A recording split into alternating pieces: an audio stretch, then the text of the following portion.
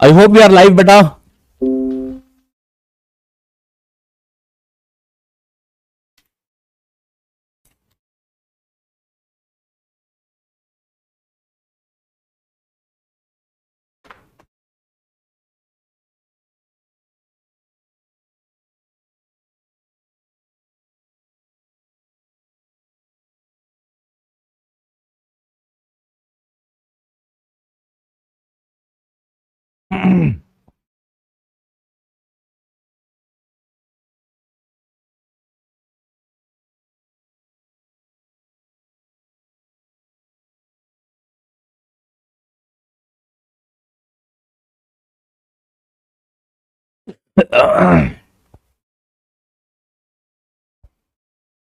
Yes, we are live. Great. Welcome back बच्चा लोग।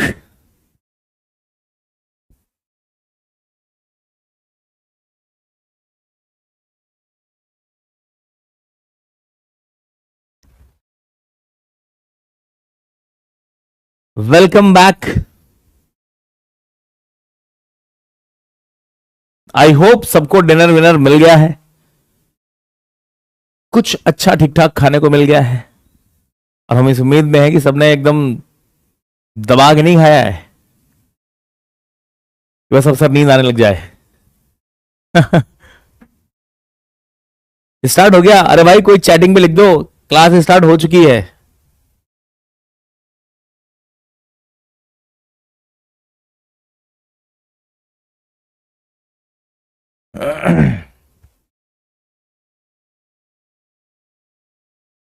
वाह, ये बात नींद क्या होती है। ऐसे ही तो बच्चे चाहिए हमको, जो रात को 11:30 बजे क्लास खत्म होते टाइम भी यही पूछें कि सर नींद क्या होती है। आप अभी पढ़ा करके खत्म कर रहे हैं, हम एक बार रिवीजन करते हैं जो 4 घंटे पढ़ा है आज। क्लास नहीं चल रहा? क्लास चल चुका है भाई, class is started, class is started, class चालू हो चुकी है।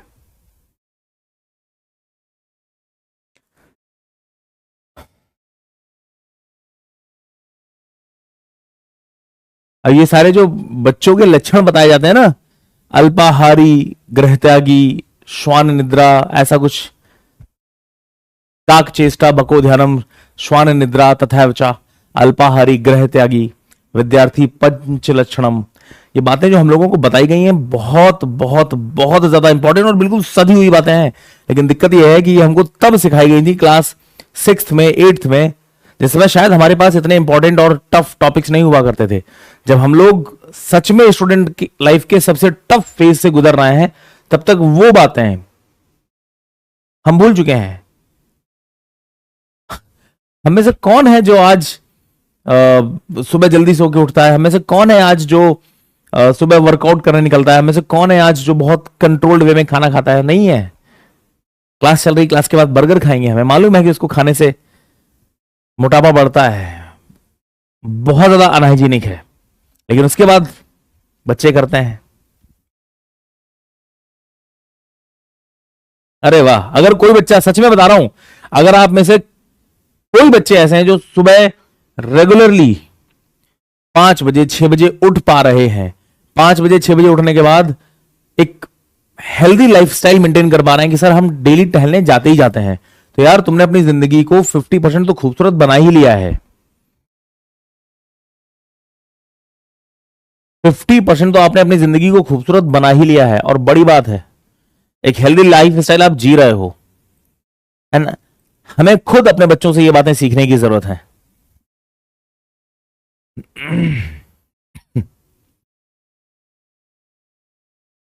हाँ, 5 बजे उठते हैं, अलार्म बंद करते हैं, फिर सो जाते हैं। हमारे मोबाइल में हम अभी जब रात को 11:30 बजे क्लास खत्म करेंगे तो मजबूरी है, अचानक से क्लास, हम तो बोलते बोलते पहुंचे हैं तो हमें तो एनर्जेटिक रहना ही पड़ेगा, नींद आते आते 12:30 बजने हैं। फिर हम सोते टाइम अपने मोबाइल में अलार्म लगाते हैं, 4 अलार्म कम से कम। एक 6 बजे का, मालूम है कि रात को जब 12:30 बजे सो रहे हो तो 6 बजे नहीं उठ पाएंगे। एक 6 बजे का, एक 6:10 का, 6:20 का, 6:30 का, और ये चारों अलार्म कब बजते हैं, कब अपने मन से बंद हो जाते हैं, हमको पता ही नहीं चलता।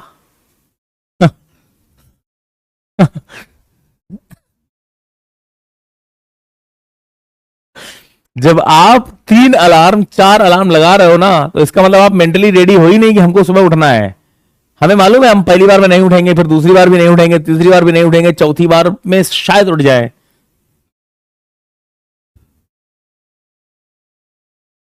सबका यही हाल है।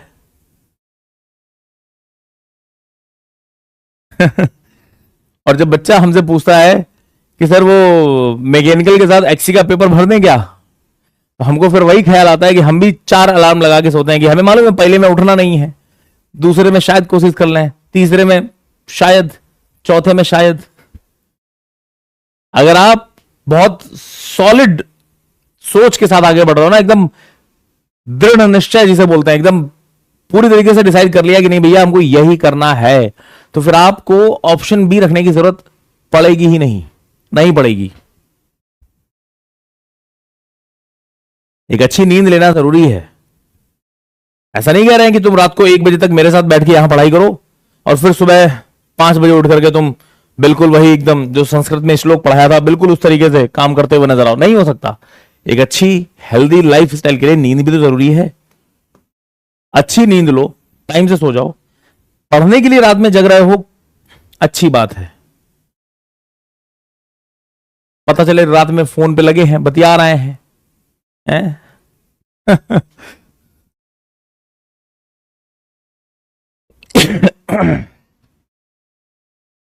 Life is always tough, life is always tough, है ना। जिन बच्चों को लगता है कि नीट की तैयारी करने में उन्होंने जिंदगी के सबसे बुरे दौर देखे हैं लाइफ के, जब तुम एम्स से पढ़ाई कर लोगे, डॉक्टर बन जाओगे, उसके बाद किसी बहुत अच्छे अस्पताल में डॉक्टर प्लेस्ड हो जाओगे, एक अच्छी हैंडसम सैलरी उठाने लग जाओगे, अपना अस्पताल खोल लोगे, बिजनेस करने लगोगे, करोड़ों में कमाने लगोगे, तब तुमको पता चलेगा कि नीट के टाइम जो नींद तुम्हें मिलती थी ना, उससे आधी नींद में गुजारा कर रहे हैं लोग। लाइफ आगे और टफ ही है। Life is never going to be easy for you. आगे बढ़ते रहना है तो आपको दिन रात मेहनत करनी पड़ेगी। हमें लगता था कभी कि जब 12th अच्छे से पास हो जाएगा तो मस्त चैन की नींद सोएंगे, जिंदगी बहुत आराम से कटेगी। फिर 12th के बाद किसी ने बोला नहीं बीटेक कर लो, बीटेक के बाद जिंदगी आराम से कटेगी तुम्हारी। फिर बीटेक भी कर ली। फिर किसी ने बोला नहीं बीटेक के बाद अभी मजा नहीं आ रहा है, एमटेक कर लो, उसके बाद चैन से सोना, जिंदगी भर पड़ी है, पूरी जिंदगी घूमना फिरना मस्ती करना। फिर हमने एमटेक भी कर ली। फिर किसी ने कहा नहीं पैसे कमाने लगो, अच्छी नौकरी, पैसा सब कुछ हो जाएगा, फिर तुम मस्त आराम से काम करोगे। आराम नहीं है जिंदगी में, यही जिंदगी है। आप बस खुद को समझाते रहिए कि इस टाइम मुझे अपना बेस्ट करना है, इसके बाद शायद कुछ आराम मिलेगी। नहीं है आराम।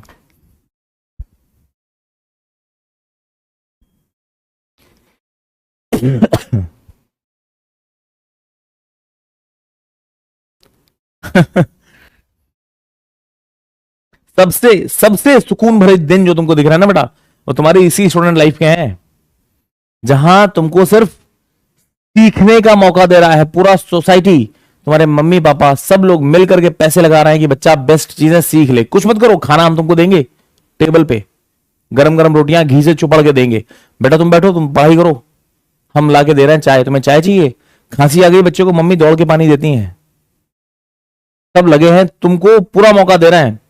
एक लिमिट के बाद जब तुम अपनी जिंदगी से जिस दिन तुम बोलोगे कि अब हमारा स्टूडेंट फेज ओवर, उस दिन से फिर तुमको कोई सीखने का पैसा नहीं देगा, फिर तुमको कोई सीखने के लिए तुम्हारी मदद नहीं करेगा। फिर लोग तुमसे उम्मीद करेंगे कि अब तुम परफॉर्म करो, now you have to perform.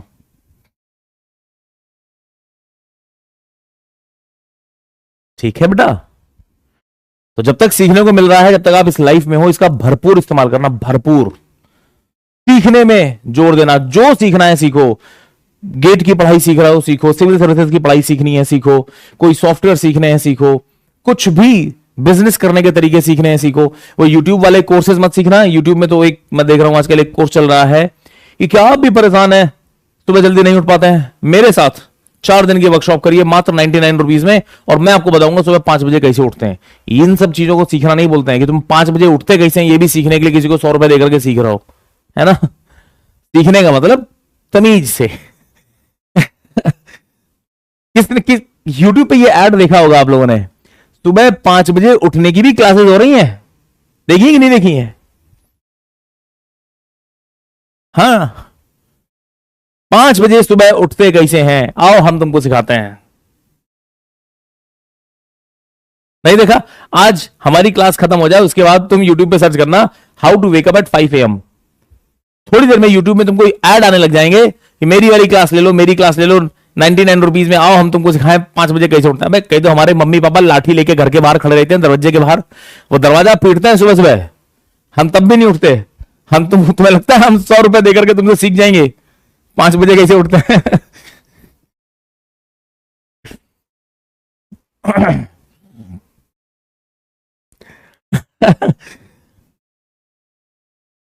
Classes चल रही हैं how to make viral video. Viral video कैसे बनाते हैं? और भाई साहब how to make viral video, इस वीडियो में खुद 150 व्यूज हैं। वाह, अब तुम समझ लो क्या चल रहा है इस दुनिया में। इंटरनेट फ्री है, मोबाइल में कैमरा है, माइक सस्ता आता है, कोई बहुत महंगा नहीं है। चलने दो कोर्सेस।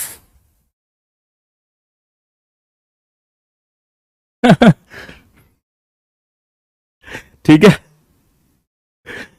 चलिए कुछ काम की चीजें सीखते हैं। सुबह उठते कैसे हैं उसके लिए 99 रुपीज के कोर्सेज अवेलेबल है, वो बाद में। अभी फिलहाल कुछ काम की बात करते हैं, बड़ी बातें। ठीक है,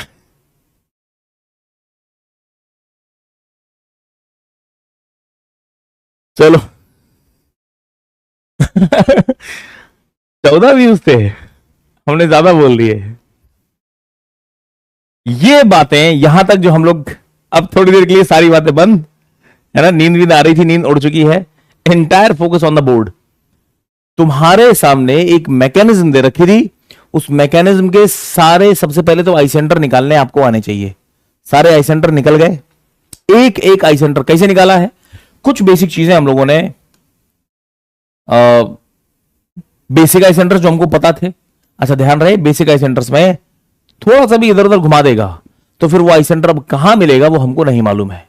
फिर आपको बिल्कुल बिल्कुल और शुरुआत में जाना पड़ेगा, जहां से मैंने बोला था कि 2 पॉइंट की मस्त मस्त एब्सोल्यूट वेलोसिटी निकाल लो, फिर परपेंडिकुलर ड्रॉ कर लो। यही गीता का ज्ञान यही है। जब कुछ नहीं समझ में आए तो फिर शुरुआत से पहुंचो कि आखिर शुरुआत कहां से की है हमने। पूरे कंपटीशन में जो सबसे टफ क्वेश्चन पूछा जाता है, सबसे टफ क्वेश्चन, वो हम लोग डेरिवेशन करते हैं ना कि let us assume there is no friction losses, there is nothing like this, nothing like this, and finally derivation ये आता है। अब एग्जाम में जब टफ क्वेश्चन पूछता है ना, वो पहले ही बड़ी बड़ी लाइन में लिखता है कि सुनो भैया भर भर के फ्रिक्शनल लॉसेस हैं, अब बताओ आंसर क्या होगा। अब बताओ आंसर क्या होगा।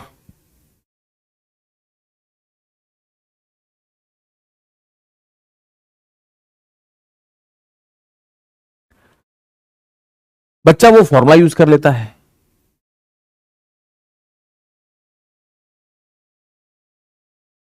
हमारे इस कंप्यूटर में कौन घुस गया भाई अब एनी डेस्क से? थोड़ी देर के लिए आप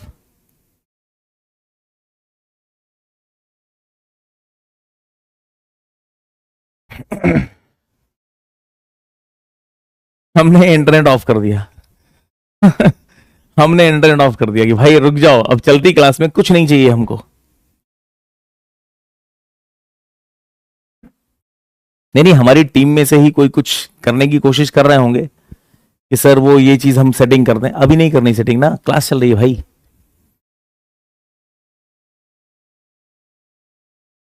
ठीक है, ये समझ में आ गया।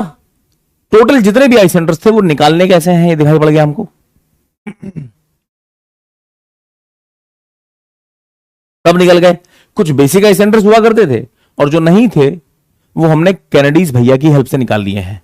अब कोई बच्चा ऐसा तो नहीं है जिसको ये नहीं समझ में आ रहा है कि ये ट्रायंगल ट्रायंगल क्या खेल रहे हैं।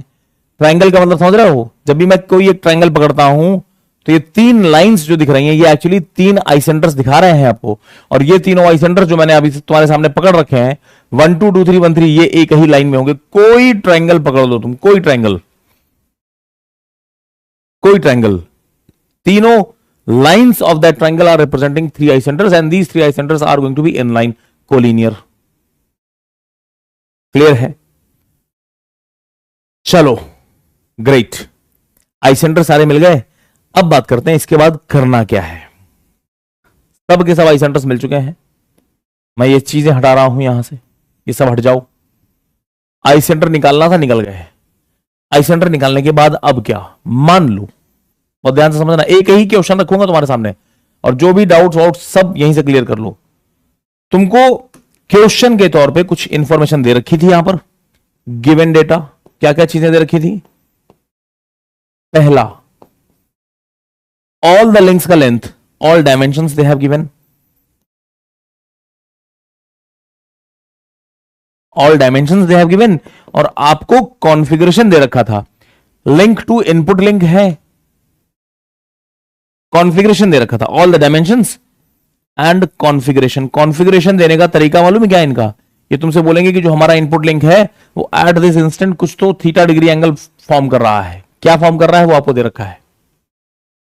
कई बार तो तुम्हारे साथ धोखा करता है, तुमसे कहता है कि ये मेरे सामने मैकेनिज्म है, ये बताओ जिस समय हमारा इनपुट लिंक 0 डिग्री फॉर्म कर रहा होगा उस समय वेलोसिटीज फाइंड आउट करनी है आपको।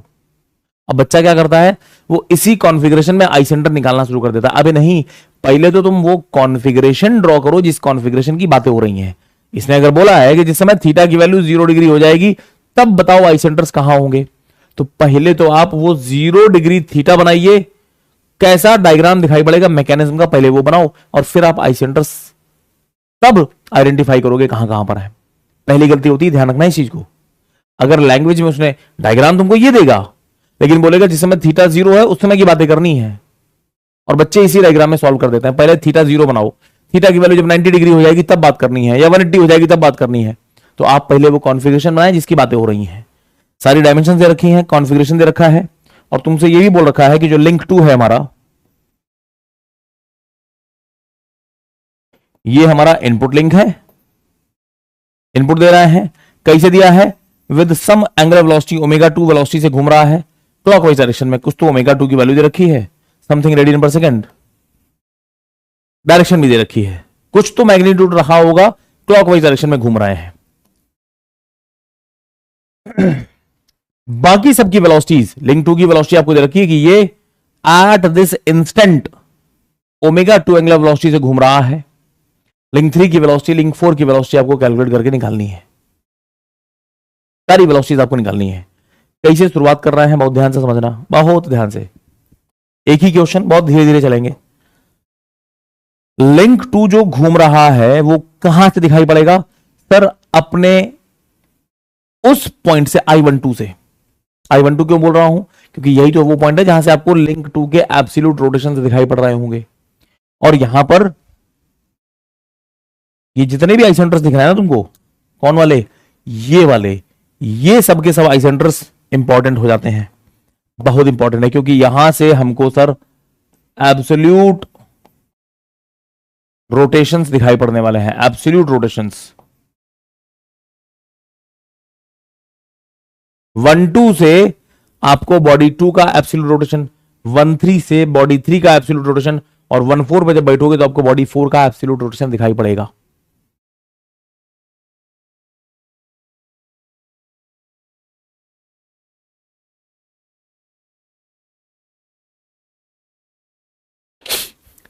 क्लियर है? 1-2 पे बैठे हैं यहां पर सर, 1-2 पे बैठ के हमको जो लिंक 2 है उसका angular velocity at this instant something ω2 radian पर सेकंड क्लॉकवाइज डायरेक्शन में दिखाई पड़ रहा था। लिख देते हैं, ये हमको क्लॉकवाइज दे रखा है, ω2 दे रखा है। बाकी सारे लिंक्स के आपसे वेलोसिटीज पूछ रहे हैं। सॉल्व कैसे करते हैं with the help of I centres. पहले तो आप जितने खूबसूरत से आई सेंटर्स है ना, 1-2, 1-3, 1-4 मार्क कर लो। क्यों? क्योंकि यहीं से बैठ के सर हमको बहुत मजा आने वाला है। यही वो आई सेंटर्स हैं जहां बैठेंगे तो मजा आएगा। यहां से एब्सोल्यूट मोशन दिखाई पड़ेंगे ना, ये वाले आई सेंटर्स हैं जहां से एब्सोल्यूट मोशन दिखाई पड़ेगी। Everybody is clear? क्यों मैंने इनको मार्क किया है? क्योंकि सर यहां से एब्सोल्यूट मोशन दिखाई पड़ रही हैं। I12 से मैं देख रहा हूं तो बॉडी 2 हमको ω2 वेलोसिटी से एट दिस इंस्टेंट घूमती हुई दिखाई पड़ रही है, थीटा एंगल बना हुआ था। तो मैं with the help of this I centre and this velocity इस लिंक 2 के किसी भी पॉइंट की वेलोसिटी निकाल सकता हूं। कुछ पॉइंट्स नाम दे देते हैं, this is point A, this is point B, this one is point B, this one is point C and this is your point D. एक चीज और ध्यान रहे, मैं इससे पहले शायद ये बात आप लोगों से बोल चुका हूं कि जब भी हमको कभी वेलोसिटी निकालनी होती है, हम वेलोसिटी बॉडी की नहीं निकालते हैं, वेलोसिटी हम किसी बॉडी के किसी पॉइंट की निकालते हैं। रोटेशन जब होता है तो मैं बोलता हूं पूरी की पूरी बॉडी रोटेट कर रही है with some angular velocity. Rotational speed body की होती है, लीनियर वेलोसिटी किसी पॉइंट की होती है। क्या ये बात कर चुके हैं इससे पहले हम लोग? मेरे पास कोई एक पेन है, ये पेन किसी एक्सिस के अबाउट रोटेट कर रहा है, तो पूरा का पूरा पेन किस स्पीड से रोटेट कर रहा है, एंगुलर स्पीड, वो मैं ओमेगा बताऊंगा इस पेन का एंगुलर स्पीड। बात समझ में आ रही है? लेकिन जब मुझे इस पेन के अलग अलग पॉइंट की लीनियर वेलोसिटी बतानी है तो मैं हर पॉइंट की वेलोसिटी अलग अलग डिफाइन करता हूं। वेलोसिटी पॉइंट्स की होती है और रोटेशन बॉडी का होता है। अब ये बॉडी 2 रोटेट कर रही है ओमेगा 2 वेलोसिटी से, तो इस बॉडी 2 के किसी भी पॉइंट की वेलोसिटी निकाली जा सकती है। मैं पॉइंट बी की वेलोसिटी निकाल सकता हूं क्या? कहां से बैठ के बातें कर रहा हूं? I12 से बैठ के बातें कर रहे हो। यहां से कितने बच्चों को समझ में आ रहा है कि सर 1-2 ये वो पॉइंट है जहां से हमको बॉडी 2 के एब्सोल्यूट मोशन दिख रही है? तो मैं लिंक 2 के बारे में बात कर रहा हूं। सर लिंक 2 ये मस्त I12 के अबाउट घूम रहा है, तो ओमेगा 2 से घूम रहा है, पॉइंट बी की वेलोसिटी लिंक 2 में ही तो पॉइंट बी है, तो velocity of point B I12 से बैठ के रोटेशन दिखाई पड़ रहे होंगे ना एब्सोल्यूट वाले, तो पॉइंट बी की वेलोसिटी क्या हो जाएगी? I12 से पॉइंट बी तक की डिस्टेंस कितनी है? I12 से पॉइंट बी तक की distance multiplied by angular velocity omega 2। क्या मैं लिख दूं? सर ओमेगा 2 हमको गिवन है, ये हमको दिया हुआ है एग्जाम में। I12B सामने सामने डायग्राम दिख रहा है, हम मेजर कर लेंगे, नापो और लिखो, और यहां से हमको पॉइंट बी की वेलोसिटी कितनी है ये हम मस्त फाइंड कर सकते हैं। और एक बार पॉइंट बी, कितने बच्चों को दिख रहा है कि ये जो पॉइंट बी की वेलोसिटी निकाली है I12 से बैठ के निकाली है? I12 वो पॉइंट है जहां से एब्सोल्यूट रोटेशंस दिखते हैं, यानी कि पॉइंट बी की जो वेलोसिटी निकली है ये एब्सोल्यूट वेलोसिटी निकली होगी। Absolute velocity of point B ये निकली होगी। किधर रही होगी वेलोसिटी? सर किधर दिख रही है वेलोसिटी? सर ये वेलोसिटी हमको दिखेगी आई सेंटर से, I12 से लिंक 2 का रोटेशन देख रहे हो ना, तो point B, sir point B को कनेक्ट करो लाइन ऑफ साइट के, ये लाइन ऑफ साइट है, इसके परपेंडिकुलर डायरेक्शन में होगा। क्लॉकवाइज था तो इधर होगा, एंटी क्लॉकवाइज होता तो मैं इधर बनाता। समझ रहे हैं? लाओ बना दे। लाइन ऑफ साइट के, ये लाइन ऑफ साइट है, इसके परपेंडिकुलर इधर जाओ, perpendicular sir in this direction, ये है मैंने बनाई है पॉइंट बी की velocity, velocity of point B. Point B की वेलोसिटी एब्सोल्यूट वेलोसिटी मिल गई।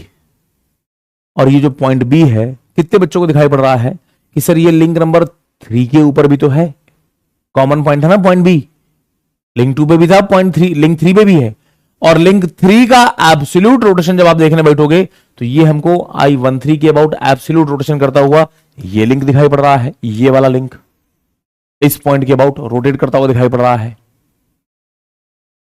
यहां से भी जो वेलोसिटीज मैं देखूंगा इस लिंक 3 के किसी भी पॉइंट की, वो मुझे एब्सोल्यूट वेलोसिटी ही दिखाई पड़ेंगी। तो क्या हम पॉइंट बी की वेलोसिटी अगर देखना चाहें तो क्या ये वेलोसिटी हमको यहां से भी एब्सोल्यूट दिखेगी? बिल्कुल दिखेगी, और सेम दिखेगी, क्योंकि एक पॉइंट एक टाइम पे अलग अलग रिलेटिव वेलोसिटी तो रख सकता है, लेकिन absolute velocity is going to be same, unique. तो आप पॉइंट बी की एब्सोल्यूट वेलोसिटी चाहे I12 से बैठ के देखो क्योंकि लिंक 2 पे था ये, या फिर इसी पॉइंट बी को जब आप लिंक 3 पे है कंसीडर करते हो और लिंक 3 I13 के अबाउट रोटेट कर रहा है, एब्सोल्यूट रोटेशंस कर रहा है, तो आपको पॉइंट बी की वेलोसिटी यहां से भी तो निकल सकती है। क्या मैं अब लिंक 3 की बात कर सकता हूं? बिल्कुल सर। अगर आप लिंक 3 की तरफ देखोगे तो link 3 which is going to have rotation about I13, can I write? यहां से लिंक 3 के किसी पॉइंट को, मैं पॉइंट बी को देखता हूं, can I write velocity of point B can be written as I13 से ये डिस्टेंस मल्टीप्लाइड बाई जो भी ओमेगा रहा होगा, I13 से पॉइंट बी की distance multiplied by angular velocity of link number 3। ये एब्सोल्यूट वेलोसिटी है, इसलिए मैं लिख रहा हूं इसको ऐसे। पॉइंट बी की वेलोसिटी जो निकाली थी ऊपर से, यही वाली उठा करके यहां रखो। क्यों? क्योंकि सर ये और ये तो सेम ही होनी है। अबे एब्सोल्यूट वेलोसिटी है यार, कहीं से देखो सेम ही दिखाई पड़ेगी, सेम ही दिखाई पड़ेगी। यस, पॉइंट बी की वेलोसिटी कितनी है मालूम है? I13 से बी तक का डिस्टेंस, ये आप मेजर कर सकते हो, मेजर कर लो ये कितना है, इसको मेजर करिए, और यहां से ओमेगा 3 कितना है ये आप बड़े आराम से फाइंड कर सकते हो, ये आप बड़े आराम से फाइंड कर सकते हो। एक बार आपको ओमेगा 3 दिखाई पड़ गया, मैग्नीट्यूड कितना है निकल गया, यहां से डायरेक्शन लॉ निकालने, सर यहां से बैठ के देख रहे हैं पूरा का पूरा लिंक 3 रोटेशन करता दिख रहा है, लाइन ऑफ साइट के परपेंडिकुलर डायरेक्शन में वेलोसिटी ये है, तो क्या मैं बोल दूं लिंक 3 का रोटेशनल स्पीड ओमेगा 3 ये रहा होगा, इस पॉइंट के अबाउट ही तो रोटेट करना है, एंटी क्लॉकवाइज कर सकते थे या क्लॉकवाइज कर सकते थे, तुम बताओ, ये एंटी क्लॉकवाइज दिखाई पड़ रहा होगा, सर ऑब्वियस सी बात है, ऑब्वियस सी बात है, ये हमको इधर घूमता दिखाई पड़ रहा है with some omega 3 angular speed. Omega 3 कहां से दिखेगी? जब तुम I13 पे बैठोगे, ठीक है। एक बार तुमको ओमेगा 3 पता चल गया तो क्या मैं इस लिंक 3 के किसी भी पॉइंट की वेलोसिटी निकाल सकता हूं? बिल्कुल, पॉइंट सी की वेलोसिटी निकाल लो, velocity of point C can be written as I13 से पॉइंट सी का डिस्टेंस मेजर करो खट से, मल्टीप्लाइड बाई कितना ओमेगा 3 है, अभी अभी निकाला है सर, ये वैल्यू यहां रखो, I13 से पॉइंट सी तक की डिस्टेंस मेजर करनी होती है, ये डिस्टेंस आप मेजर करो मस्त, पॉइंट सी की वेलोसिटी आप बड़े आराम से कितनी है फाइंड कर सकते हो, और एक बार पॉइंट सी की वेलोसिटी आपने फाइंड कर ली, एब्सोल्यूट वेलोसिटी है क्योंकि I13 से बैठ करके बातें कर रहे हैं, पॉइंट सी की वेलोसिटी किधर होगी सर? लाइन ऑफ साइट के perpendicular in this direction, omega का सेंस इधर है ना, तो can I write velocity of point C कितनी हो जाएगी? लाइन ऑफ साइट के परपेंडिकुलर, ये दिखाई पड़ रही है वेलोसिटी हमको, this is velocity of point C. एक बार पॉइंट सी की वेलोसिटी पता चल गई, फिर बच्चा बोलेगा कि पॉइंट सी सर जो है वो लिंक 4 के ऊपर भी तो है, और 4 के एब्सोल्यूट रोटेशन हमको I14 पे बैठने पे दिखाई पड़ते हैं। अब हम बात करेंगे यहां से लिंक 4 के बारे में। अरे लॉजिक समझ में आ रहा है सारे बच्चों को? कैसे कैसे एक एक स्टेप आगे बढ़ रहे हैं। लिंक 4 के बारे में मैं बोलूंगा, I14 के अबाउट रोटेट कर रहा है, क्या एंगुलर वेलोसिटी मैग्नीट्यूड नहीं पता, लेकिन रोटेशन यहीं से दिखेंगे। सेंस भी मैं बता सकता हूं, सेंस कैसा रहा होगा सर? यहां से बैठ के अगर मैं इस बॉडी 4 को देखूं तो इसके पॉइंट सी का जो एब्सोल्यूट वेलोसिटी रहा होगा, point see this VC velocity, absolute velocity हम चाहे 13 से देखें या 14 से देखें, बात तो एक ही है। तो पॉइंट सी की वेलोसिटी ये दिख रही है हमको, ओमेगा कैन आई राइट, ये क्लॉकवाइज दिखाई पड़ रहा होगा, बोलो हाँ, कितना है निकालते हैं अभी, बट ओमेगा 4 ये रहा होगा, this is omega 4, can I write? Velocity of point C is also on link 4, और वीसी पॉइंट सी का velocity can be written as how? I14 से पॉइंट सी तक की डिस्टेंस, क्योंकि I14 के अबाउट घूम रहे हैं, I14 से पॉइंट सी की distance multiplied by angular velocity of ring number 4। Point C की वेलोसिटी जो निकाली है वो यहां रखो, I14C ये डिस्टेंस आप मेजर कर लेना, इसको आप मेजर करो कितना है, और फिर आप यहां से मस्त ओमेगा 4 फाइंड कर सकते हो, कैलकुलेट कर सकते हो। लिंक 2 से कैसे लिंक 3 निकाला, फिर लिंक 3 से कैसे लिंक 4 निकाला, क्या ये बातें समझ में आ रही हैं सारे बच्चों को? क्या ये बातें समझ में आ रही हैं? मैं एक एक पॉइंट, पहले लिंक 2 से हमने पॉइंट बी की वेलोसिटी निकाली, एब्सोल्यूट वेलोसिटी थी। अब जब एब्सोल्यूट वेलोसिटी निकल गई है तो चाहे हम पॉइंट बी को लिंक 2 पे है रोटेशन करता हुआ माने, या फिर ये 3 का भी तो पार्ट है और 3 की एब्सोल्यूट रोटेशन हमको 13 से दिख रहे हैं, तो मैं ओमेगा 3 निकाल सकता हूं with the help of point B की वेलोसिटी। एक बार ओमेगा 3 पता चल गया तो इस लिंक के पॉइंट सी की वेलोसिटी निकालो, सी 4 के साथ भी तो है, फिर आप यहां से ओमेगा 4, इस तरीके से आप एक एक करके आगे आगे बढ़ते चले जाओगे। All good. आई सेंटर वाला कौन, एक बार सारे आई सेंटर सही सही लोकेशन पे आ गए, फिर कुछ नहीं है।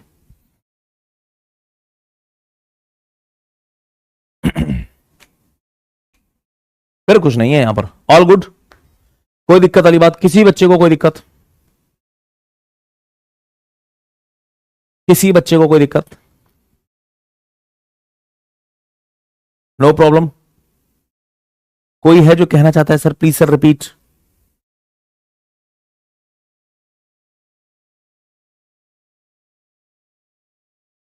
ऑल गुड, ठीक है। चलो सर, हर लिंक की वेलोसिटी भी निकाल ली आपने, एंगुलर वेलोसिटी भी निकाल ली, ओमेगा 2 कहां से दिख रहा है, ओमेगा 3 कहां से दिखेगा, ओमेगा 4 कहां से दिखेगा, ये सब हमको पता चल गया। कहां कहां से दिख रहे हैं, क्लॉकवाइज दिख रहे हैं कि एंटी क्लॉकवाइज दिख रहे हैं, सब पता चल गया, सब पता चल गया, सब पता चल गया। दिक्कत सिर्फ इतनी है सर, यहां तो 4 लिंक थे केवल, लिंक 2 की वेलोसिटी दे रखी थी, 2 से 3, 3 से 4 पहुंच गए, सिर्फ 2 से 3 गए, 3 से 4 आ गए। आउटपुट लिंक की वेलोसिटी अगर पूछा होता तो मैं 2 से 3, 3 से 4 चला गया। अगर मेरे सामने 10 लिंक होते और लिंक 2 इनपुट लिंक की वेलोसिटी दे रखी है और फिर पूछ रहा है लिंक 10 की वेलोसिटी बताओ, तब तो सर हम पगला जाएंगे। 2 से 3, 3 से 4, 4 से 5, 5 से 6, 7, 8, 9, 10 यहां तक पहुंचते पहुंचते 3 घंटे पूरे हो जाएंगे और 2 नंबर का क्वेश्चन हम कर पाएंगे। समझ रहे हैं? कोई तो ऐसा मेथड होना चाहिए जो हमको डायरेक्टली लिंक 2 से सीधे सीधे लिंक 4 की वेलोसिटी निकालना सिखा दे, मजा आ जाएगा। वैसे ही सिस्टम में कोई बुराई नहीं है, बट टाइम टेकिंग हो जाएगा ना, अननेसेसरी। क्लियर है बात? सिंपल सी बात। उसके लिए एक भाई साहब थे जिन्होंने एक थ्योरम प्रोवाइड की है, थ्योरम का नाम है एंगुलर वेलोसिटी थ्योरम।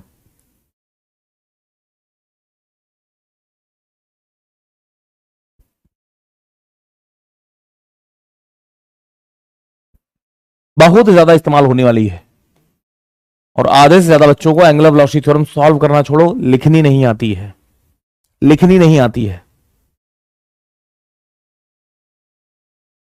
वैसे तो एंगुलर वेलोसिटी थ्योरम अगेन जिन जिन लिंक्स के बीच में मैं लगा रहा हूं उनका डायरेक्टली कनेक्टेड होना जरूरी नहीं है, लेकिन अपनी बात को तुम्हारे दिमाग तक पहुंचाने के लिए मैं एग्जांपल बहुत हल्का सस्ता सा ले रहा हूं। फिर से समझो, जरूरी नहीं है कि लिंक 2 से जो लिंक 4 की वेलोसिटी हमको निकालनी है, लिंक 2 अलग घूम रहा है, लिंक 4 अलग घूम रहा है, जरूरी नहीं है कि 2 के साथ 3 कनेक्टेड है तो आप 2 और 3 के बीच में ही इक्वेशन लिख सकते हो ना। मैं 2 से डायरेक्टली लिंक 6 के बीच में इक्वेशन लिख सकता हूं, जो एक ही मैकेनिज्म का पार्ट है, रिलेटिव मोशन कर रहे हैं एक दूसरे के रिस्पेक्ट में, डायरेक्टली कनेक्टेड नहीं है। लेकिन मैं जो एग्जांपल ले रहा हूं अपनी बात को प्रूफ करने के लिए, वो थोड़ा सा सिंपल ले रहा हूं, समझो मेरी बात।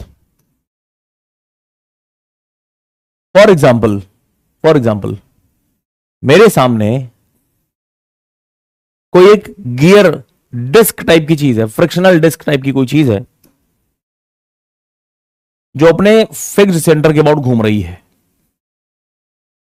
और ये घूम रहा है तो ये अपने साथ एक और दूसरे भैया को घुमा रहा है। ये एक और फ्रिक्शनल डिस्क है जो अपने फिक्स्ड सेंटर के अबाउट घूम सकती है। क्या तुमको ये भी एक मैकेनिज्म जैसा ही तो दिख रहा है? अरे भाई कितने लिंक नजर आ रहे हैं सर? ये फिक्स वाला लिंक नंबर 1 बोलते हैं, 1 के रिस्पेक्ट में 2 है, 1 के रिस्पेक्ट में 2 घूमेगा और 2 के घूमने की वजह से फ्रिक्शनल डिस्क है, यहां पर फ्रिक्शन बहुत ज्यादा है, हैवी फ्रिक्शंस। इनकी सरफेस को जब छू रहे हैं ना तो बहुत ज्यादा फ्रिक्शनल सरफेस, रफ सरफेसेस हैं।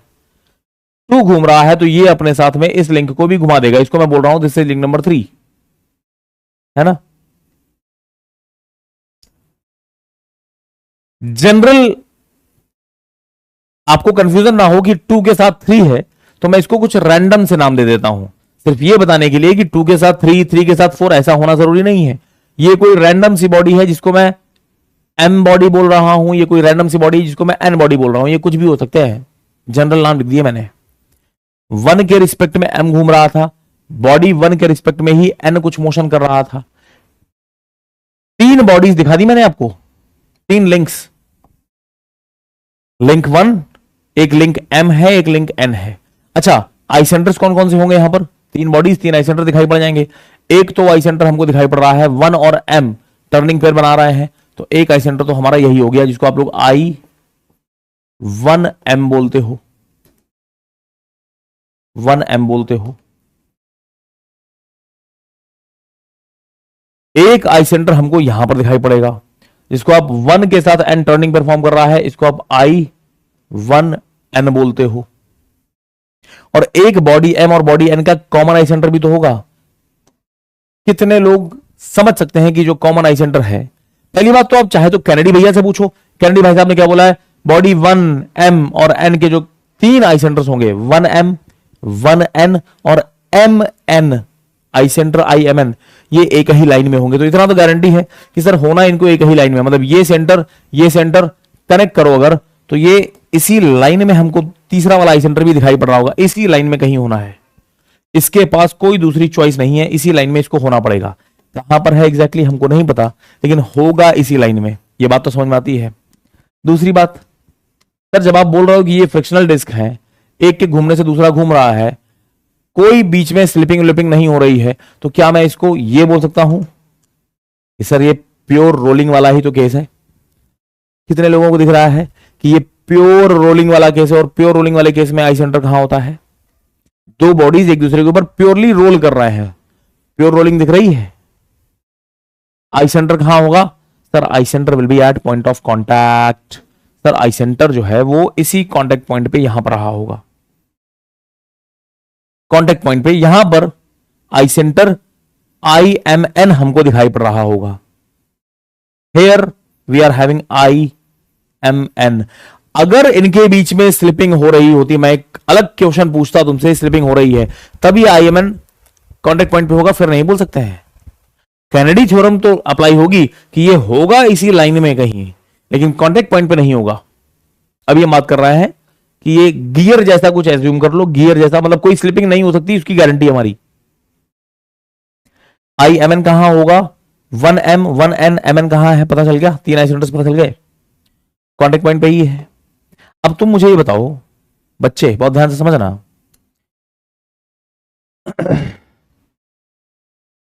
1M वो आई सेंटर है जहां से आपको बॉडी M के एब्सोल्यूट रोटेशन दिख रहे हैं। आपको दिख रहा है कि जो बॉडी M है वो ओमेगा M एंगुलर वेलोसिटी से घूम रही है, और 1N वो आई सेंटर है जहां से बॉडी N के एब्सोल्यूट रोटेशन दिखाई पड़ रहे हैं। हमको दिख रहा है कि ये जो बॉडी है ये ओमेगा N एंगुलर वेलोसिटी से घूम रही है।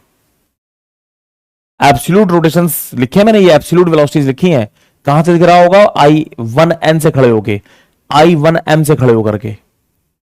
अगर मैं ये मान लूं, ये तो वैसे तो कॉन्टैक्ट पॉइंट है, कॉन्टैक्ट पॉइंट दोनों बॉडीज के ऊपर होता है, इसके ऊपर भी है इसके ऊपर भी है, लेकिन अगर मैं IMN को बॉडी M के साथ एसोसिएटेड है मान लूं, तो क्या इसकी वेलोसिटी इस पॉइंट की वेलोसिटी क्या मैं ऐसे बोल सकता हूं? अगर बॉडी M के ऊपर कंसीडर कर रहा है तो क्या इसकी वेलोसिटी को मैं, एब्सोल्यूट वेलोसिटी को मैं लिख सकता हूं I1M से इस पॉइंट की distance multiplied by omega M। Velocity of IMN आप बॉडी M के पॉइंट ऑफ व्यू से लिखेंगे, कितनी हो जाएगी?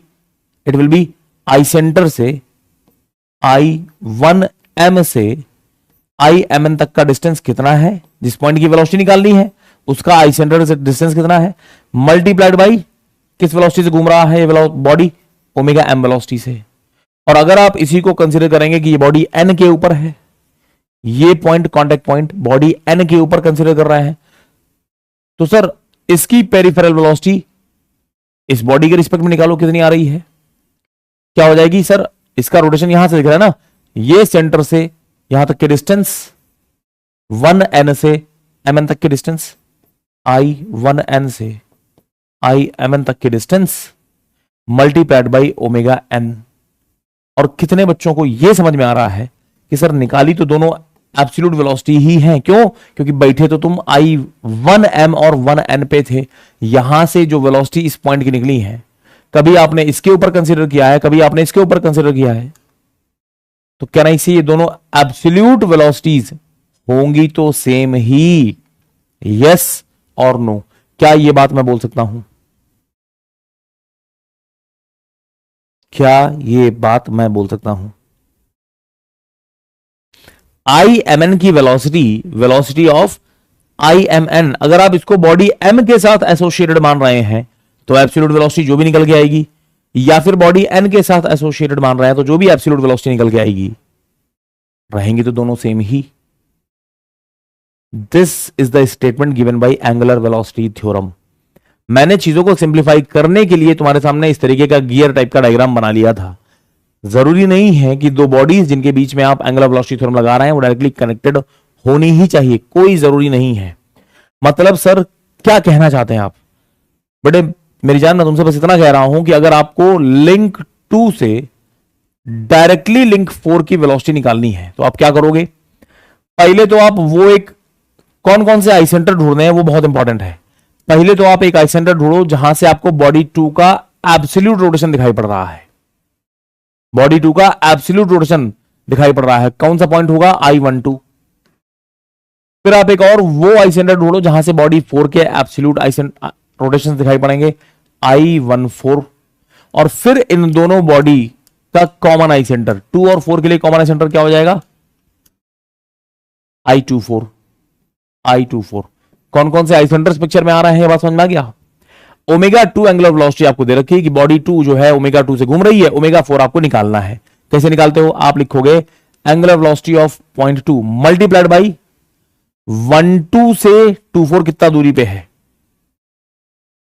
I12 से I24 कितना डिस्टेंस पे है? हम एक तरीके से I24 की वेलोसिटी ही तो निकाल रहे हैं, I24 की वेलोसिटी ही तो निकाल रहे हैं। बॉडी 2 का एंगुलर स्पीड मल्टीप्लाइड बाई 12 से 24 की distance will be equal to body 4 का एंगुलर वेलोसिटी I14 से I24 का डिस्टेंस। अरे क्या ये बात समझ में आ रही सबको? क्या लिखा आ रहा है? क्या लिखा है समझ में आ गया? नहीं समझे?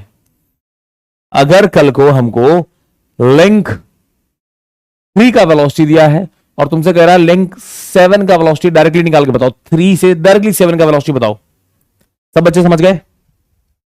कौन कौन से आई सेंटर हमको निकालने जरूरी हैं बताइए जरा चैट बॉक्स में। ओमेगा 3 आपको दे रखा है, ओमेगा 7 निकालना है, कौन कौन से आई सेंटर चाहिए होंगे बताइए चैट बॉक्स में, सब के सब कौन कौन से आई सेंटर चाहिए?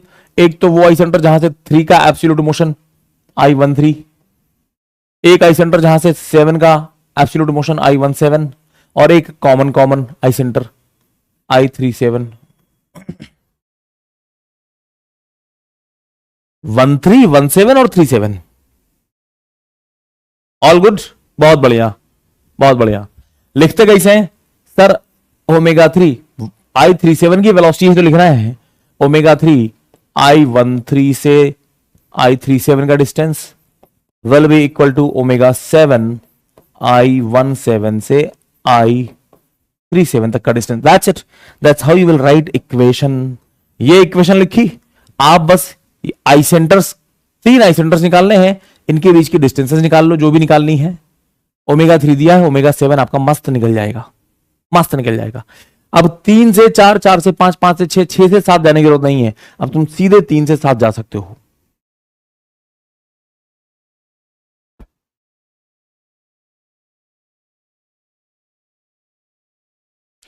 रंजल उपाध्याय मेरी जान, मैं तुमसे पहले ही डिस्क्लेमर दे रहा था कि हमारा जो बॉडी M और बॉडी N जो एक दूसरे के साथ रिलेटिव मोशन कर रही हैं, ये जरूरी नहीं है कि टच में हो।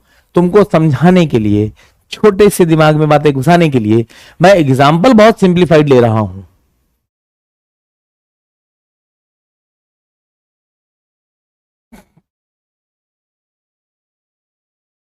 बात समझ में आ रही है?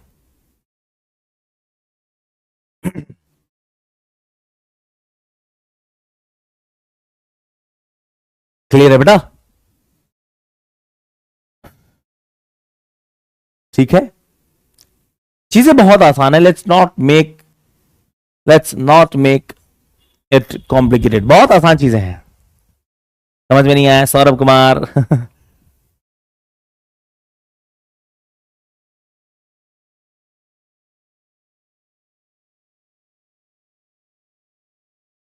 यस, सिंपल सी बात, सिंपल सी बात। अब एक और चीज समझ लो, बच्चे का कहना है कि सर बाकी सब तो ठीक है, हम कहीं से ये डिस्टेंसेस मेजर कर लेंगे, 2 पॉइंट्स के बीच की डिस्टेंसेस ही तो है, मेजर कर लेंगे। ओमेगा 3 दिया, ओमेगा 7 निकल जाएगा हमारा, कोई दिक्कत नहीं। बट सर यहां से तो सिर्फ मैग्नीट्यूड निकलेगा ना, हमको ये कैसे पता चलेगा कि ये सूत्र क्लॉकवाइज है या एंटी क्लॉकवाइज है? क्योंकि एग्जाम में डायरेक्शंस भी पूछते हैं। कैसे निकालेंगे? डायरेक्शन के लिए भी शॉर्टकट है। How to find direction directly, how to find direction angular. Sir इससे पहले आप डायरेक्शन नहीं पूछ रहे थे हमसे, क्यों? पहले दिख रहा था ना, 2 से 3 गए, 3 से 4 गए, 4 से 5 गए, हर जगह आपको डायरेक्शन पता चल रही थी, दिख रहा था। अब डायरेक्शन डायरेक्टली कैसे निकालेंगे? अब एक काम कर लेना, मैं इस लॉजिक फिर से यहीं से समझो, इसी से समझो। इतना तो दिख रहा है कि तीनों आई सेंटर्स एक लाइन में है। आप बस इतना देख लेना कि IMN पे बैठना 1N और 1M एब्सोल्यूट आई सेंटर्स अलग अलग डायरेक्शन में दिख रहे हैं, तो समझ जाना कि अगर एक क्लॉकवाइज है तो दूसरे को एंटी क्लॉकवाइज होना पड़ेगा। बोलो हाँ।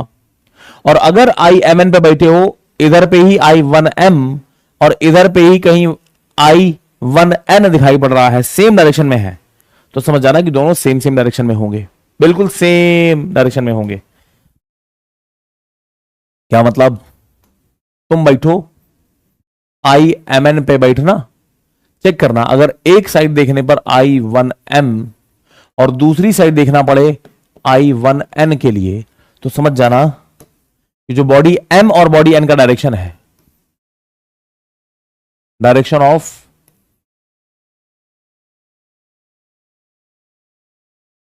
Omega M and omega N will be opposite direction में है, तो सर ये हमको अपोजिट दिखाई पड़ रहा होगा।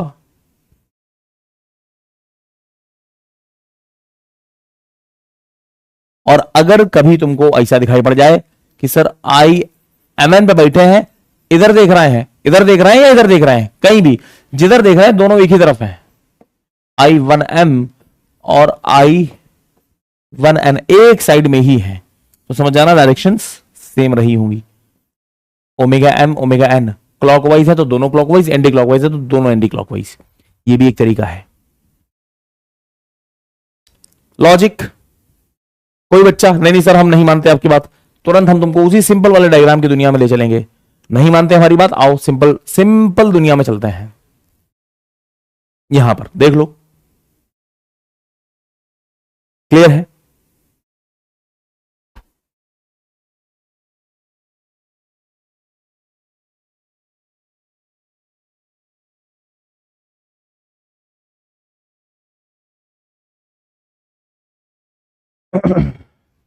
और बार में बताएं, सेम क्वेश्चन, मैं कुछ लिखूंगा नहीं। आपको लिंक 2 का वेलोसिटी दिया है, लिंक 4 का वेलोसिटी आपसे पूछ रहा है कैसे लिखोगे। इसी क्वेश्चन को अगर मैं सॉल्व करता, इसी क्वेश्चन को अगर मैं सॉल्व करता, इतना बड़ा बड़ा लिखने की जरूरत नहीं है, सब हटा दें सब, अरे हटो तुम, सब हट जाओ। लिंक 2 की वेलोसिटी दे रखी है और हमको डायरेक्टली यहां से लिंक 4 के बारे में कुछ इंफॉर्मेशन देनी है। अगर ऐसा है तो मैं इक्वेशन क्या लिखूंगा, ओमेगा 2 I12 से I24 का distance will be equal to omega 4 I14 से I24 का डिस्टेंस। बोलो यस यस, सिंपल सी बात। अरे भाई, अरे गुरु, एक आई सेंटर चाहिए जहां से I12 मतलब जहां से लिंक 2 का रोटेशन दिखाई पड़े, ओमेगा 2 दिखाई पड़े। एक आई सेंटर चाहिए जहां से लिंक 4 का ओमेगा 4 दिखाई पड़ेगा, और एक इन दोनों का कॉमन I24 भी तो चाहिए होगा। वही जो लिखा है 12 से 24 का डिस्टेंस, 14 से 24 का डिस्टेंस, और ओमेगा 2 ओमेगा 4 से मल्टीप्लाई कर दिया है। आई सेंटर निकाल लो सर, कहां है ये 12 है, where is 24, where is 24, where is 24। Sir ये है 24 आपका, या 24 में 2 ही लिख के काम चला रहे हैं क्या हम सबसे, माई मिस्टेक। ये I24 है, 24 है, ये I24 है।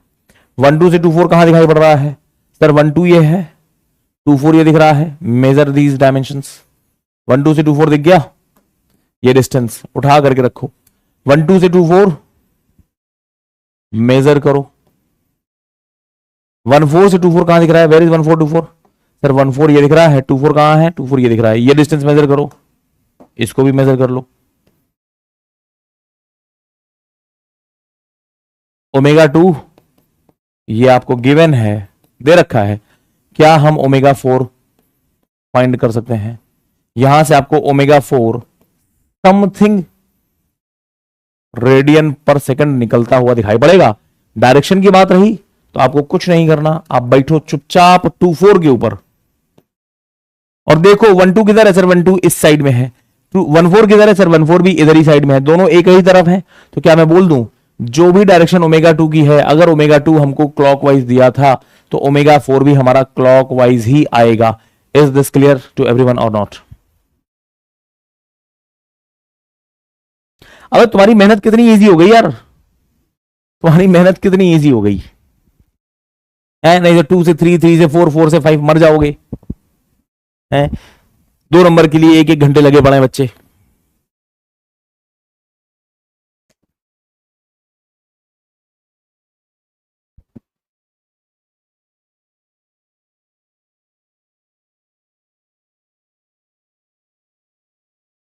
मनी सचान अभी घबराओ मत, अभी तो तुम ये बोलो कि हां सर मेजर कर लेंगे। कैसे करेंगे विदाउट स्केल वो हम तुमको बताएंगे बाद में, लेकिन अभी समझ गए कि ये मेजर करके बस लिखना है।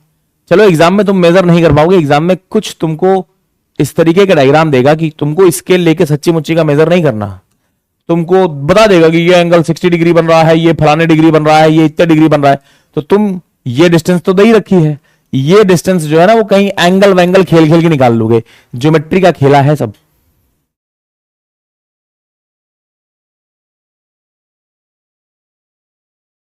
डायरेक्शन कैसे सेम होगा बेटा? ओमेगा 2 कहां से दिख रहा है? I12 से। ओमेगा 2 ये दिख रहा है। ओमेगा 4 कहां से दिखेगा? I14 से। कैसा दिखेगा? क्लॉकवाइज। तो सर I14 से क्लॉकवाइज ऐसा दिखेगा।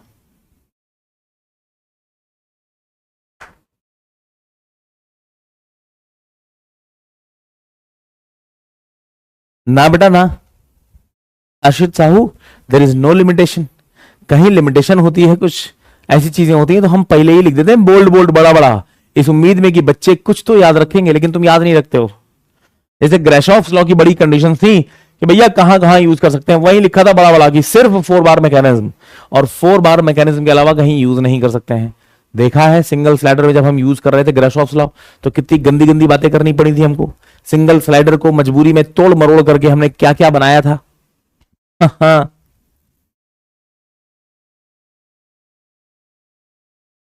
क्लियर है बच्चे?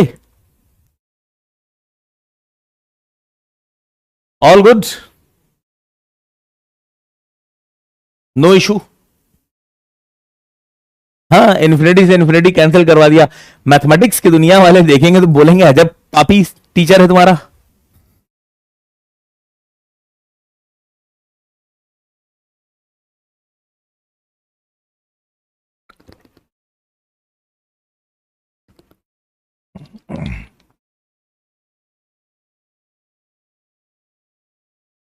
ठीक है।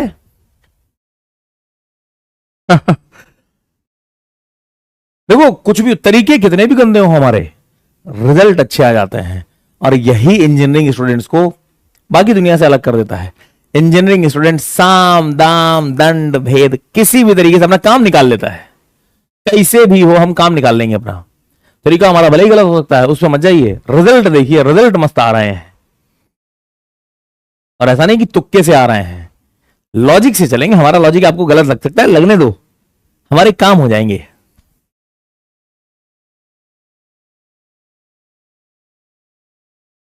यस नीरव परमार, बहुत सही, वेरी वेल डन बेटा। मेरी जान बच्चा पूछ रहा है कि सर अगर हमको पहले से पता चल जाए कि हमको बॉडी 2 से बॉडी 4 के बारे में बात करनी है, तो 1-2 हमको दिख गया था पहले, 1-4 दिख गया था, अब हम केवल फोकस करेंगे 2-4 निकालने। हम काहे को 25 और आई सेंटर निकालने हमको, हम काहे निकालेंगे? इस पूरी मैकेनिज्म के सारे आई सेंटर निकालने ही नहीं हमको, हम तो बस वही आई सेंटर निकालेंगे जितना। सर बहुत आलसी होते हैं इंजीनियर, हमसे उतनी ही मेहनत कराओ जिससे हमारे 2 नंबर पक्के हो जाएं, बस उससे आगे हम काहे निकाले आई सेंटर? नहीं निकालेंगे, नहीं निकालना।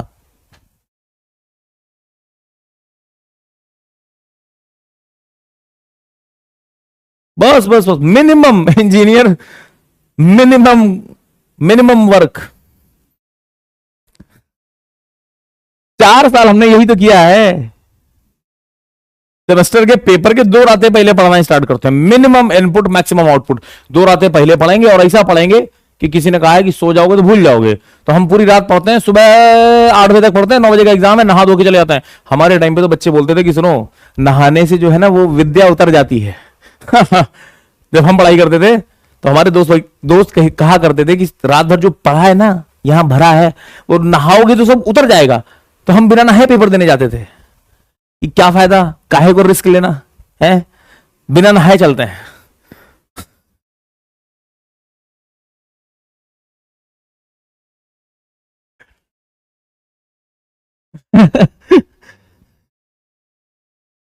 देखो, जब आपने पूरे साल कुछ पढ़ाई नहीं की है, आखिरी के 2 दिनों में आपको आपके दोस्त ने पढ़ाया, और उसमें भी 5 यूनिट्स, ऐसे ही तो होता था, अब भी यही होता होगा यूपीटीयू में, तो पूरे सब्जेक्ट में 5 यूनिट है, एक किताब खरीदी जाती थी मिलके, और उसके 5 टुकड़े होते थे कि सुनो, आता हमको भी कुछ नहीं, आता तुमको भी कुछ नहीं है, तो हम कहे पूरा गियर चैप्टर पढ़े, गियर हम पढ़ रहे हैं, सिंपल मैकेनिज्म तुम पढ़ो, एक्सेलरेशन डायग्राम तुम पढ़ो, और वाइब्रेशन तुम पढ़ लेना, ठीक है। 3-3 घंटे मेहनत से पढ़ो।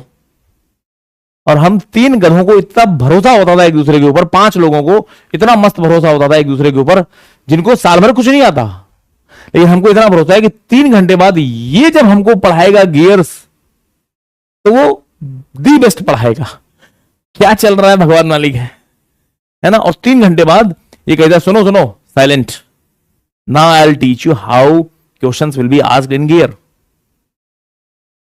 पहली शुरुआत यहीं से होती थी कि पिछले 5 सालों से एक ही क्वेश्चन पूछ रहा है इंटरफेरेंस पे। इंटरफेरेंस क्या होता है हमको नहीं मालूम, फॉर्मूला ये होता है, समझ रहे हो, फाई की वैल्यू यहां रख देना, इसकी वैल्यू यहां रख देना, इसकी वैल्यू यहां रख देना, फिर जो आएगा यही आंसर है तुम्हारा, खत्म।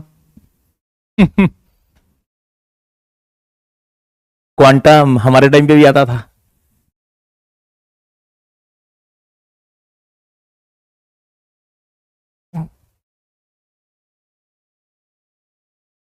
अरे सुनो सुनो सुनो, ऐसा नहीं कि ये सिर्फ ऐसी बदतमीजी तुम ही करते हो। ये आईआईटीज में भी यही सीन है। जब हम भ्रम में थे कि नहीं, आईआईटी के बच्चे जो है ना, वो पूरे साल बहुत मेहनत करते होंगे, टीचर से बहुत अच्छे से पढ़ते होंगे, डिस्कस करते होंगे, डिबेट करते होंगे कि नहीं नहीं sir, how can you say I centre will be at this location, proof करिए सर, कैनेडी की थ्योरम प्रूफ करिए, कैनेडी को गलत साबित करते हैं। कुछ नहीं होता।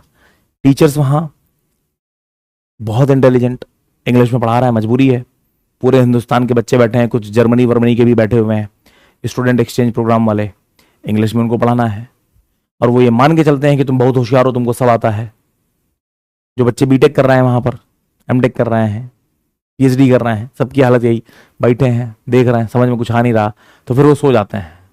फिर वो दोस्त से कहते हैं कि सुनो एक काम करो, प्रॉक्सी मार देना यार, है ना। टीचर्स को भी फर्क नहीं पड़ता, तुम आओ हमारी क्लास में, ना आओ, वो नाटक नहीं है, तुम क्यों नहीं आए थे। हाँ, अटेंडेंस उन्होंने बोला है 70% अटेंडेंस इज मैंडेटरी, इसका मतलब वो मैंडेटरी है। अगर 70% में एक भी कम रह गई तुम्हारी, तो फिर तुम्हारे पापा विधायक हों चाहे चाचा विधायक हों, फिर तुम फोन चाहे एजुकेशन मिनिस्टर से करवा देना। लेकिन अगर आईआईटी के टीचर ने डिसाइड कर लिया कि हम तुमको ये पेपर नहीं देने देंगे, तो नहीं देने देंगे।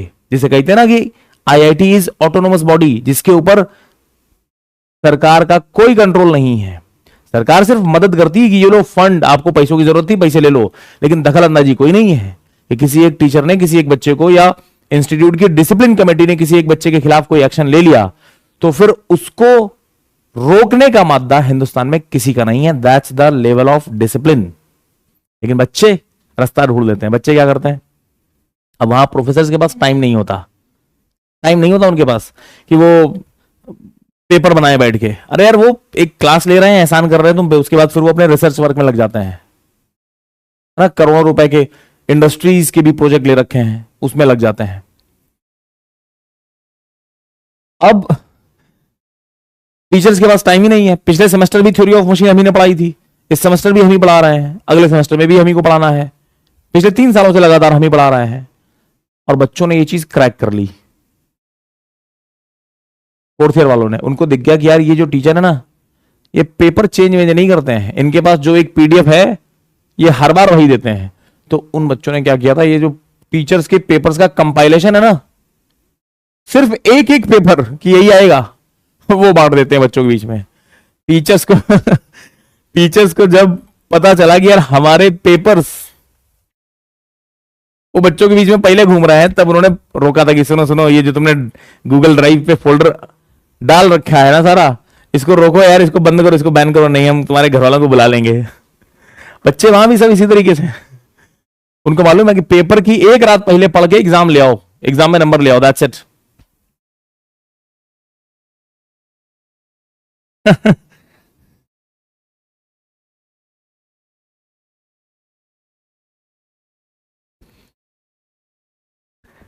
इंजीनियर को जब भी मौका मिलेगा वो पूरी कोशिश करेगा मिनिमम काम करके, मिनिमम इनपुट देकर के मैक्सिमम आउटपुट लेना, है ना।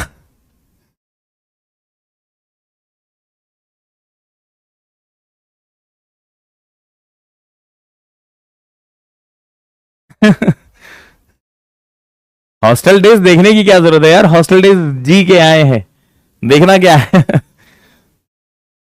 ठीक है। एक चीज और, एक बच्चा पूछ रहा था कि सर इसका कोई लिमिटेशन है क्या। अब आप समझो, देखो बेटे, इक्वेशन तो तुम हर हाल में लिख लोगे, हर बार मैं तुमसे बोलूं कोई दो लिंक्स इनके बीच में इक्वेशन लिखो, तुम लिख तो हमेशा लोगे, हमेशा हमेशा। उसको सॉल्व कर पाओगे कि नहीं कर पाओगे वो अलग की बात है। क्या मतलब, जैसे समझो, बहुत ध्यान से समझना। थोड़ी देर के लिए फिर से सभी बच्चों का फोकस बोर्ड पे चाहिए हमको, पूरा पूरा फोकस बोर्ड पे। तुम्हारे सामने कोई एक सिंगल स्लाइडर क्रैंक मैकेनिज्म है, कैसी नजर आ रही है सर, ये हमारा क्रैंक नजर आ रहा है, ये हमारी कनेक्टिंग रॉड नजर आ रही है।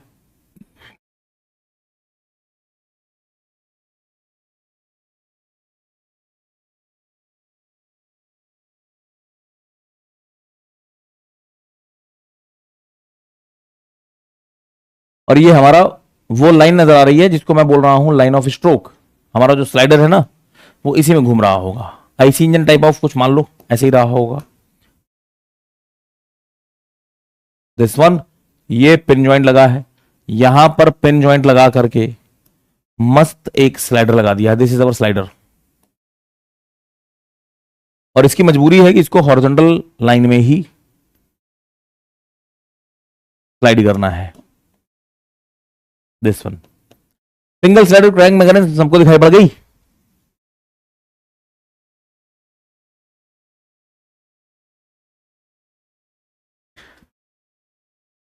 नहीं बताएं फिर आईआईटी में फिर प्रोफेसर, ऐसा नहीं कि फिर बच्चे ही बेवकूफ बनाते हैं, फिर प्रोफेसर भी खतरनाक है। हमारे यहां चॉइस देते थे वो कि सुनो एक काम करो, हम टेस्ट लेंगे और वो टेस्ट जो है ना, ठीक है तुम जितना पेपर आउट करना है सब कर लो, जो करना है कर लो, टेस्ट देंगे, टेस्ट जो लेंगे उस टेस्ट में चिट शीट अलाउड है। A4 साइज के पेपर में तुम्हारी औकात है, जितने फॉर्मूले लिख सकते हो सब लिख के लाओ, लिख के लाना, फोटो कॉपी करा के नहीं।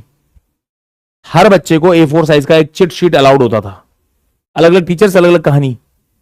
A4 साइज के पेपर में अब पूरी रात बैठ करके छोटे छोटे छोटे छोटे फॉर्मूले लिखे जा रहे हैं, लिखे जा रहे हैं, लिखे जा रहे हैं, पूरा A4 साइज इधर से भर लिया उधर से भर लिया। अब जो वो क्वेश्चन वहां पर पूछा जाएगा वो पूरा एप्लीकेशन बेस्ड होगा। तुमको क्वेश्चन देख के समझ ही नहीं आएगा कि इसमें यार कहां से शुरू करें कहां खत्म करें, फॉर्मुला कौन सा लगा दें। कई बार तो ये नहीं समझ आता कि ससुरा किस चैप्टर से पूछ लिया है। A4 साइज की चिट शीट अलाउड है। कुछ तो ओपन बुक एग्जाम होते थे कि हर बच्चा एक अपनी मनपसंद की किताब ला सकता है, एक किताब। थ्योरी ऑफ मशीन का टेस्ट है कल, ऐसे रत्न ले आओ, तुम्हारी औकात है तो क्वेश्चन तुम्हारे सामने रखा होगा, तुम्हारी औकात है तो तुम सामने सामने किताब खोल लेना, एग्जाम्पल देख भी लेना, उसके बाद भी तुम क्वेश्चन हिला के दिखाओ तो बता दे।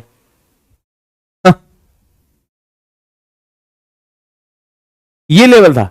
तो जब टीचर पूछता है कि ये बताओ तुम्हारा एग्जाम लेंगे, एग्जाम कैसे ले लें, सिंपल सिंपल एग्जाम ले लें कि ओपन बुक एग्जाम रखना है, तो बच्चे यहां से हाथ जोड़ते हैं कि प्रभु ओपन बुक मत दीजिए, हमें मालूम है, हम कोई भी किताब ले आए, किताब का एक एक पन्ना, किताब जब पढ़ी होगी सेमेस्टर भर तब तो पता चलेगा कि ये जिस कॉन्सेप्ट पे क्वेश्चन पूछा है कहां है। और डायरेक्ट क्वेश्चन पूछने नहीं है कि डिराइव दिस इक्वेशन, ना ना ना, डिराइव दिस इक्वेशन वो तो मिल जाएगी किताब में। ये हालत है। बच्चा बोलता है नहीं नहीं सर प्लीज, सर प्लीज, बिल्कुल टेस्ट पेपर एकदम ऐसा रखिए बच्चों वाला, हम कोई चिट शीट नहीं लाएंगे, कोई किताब विताब नहीं लाएंगे, लेकिन पेपर थोड़ा हल्का बना दो। ये हालत है।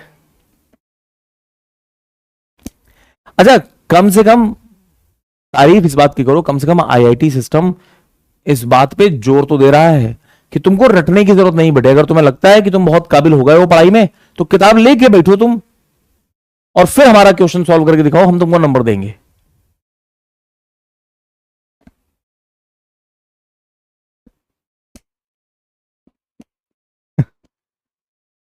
बेटे देखो, चैलेंज नहीं करना कि सर मोबाइल अलाउ कर दें उसके बाद औकात दिखा देंगे। आईआईटी वाले पेपर ऐसा ऐसा बना देते हैं कि अच्छे अच्छे टीचर झूल जाते हैं।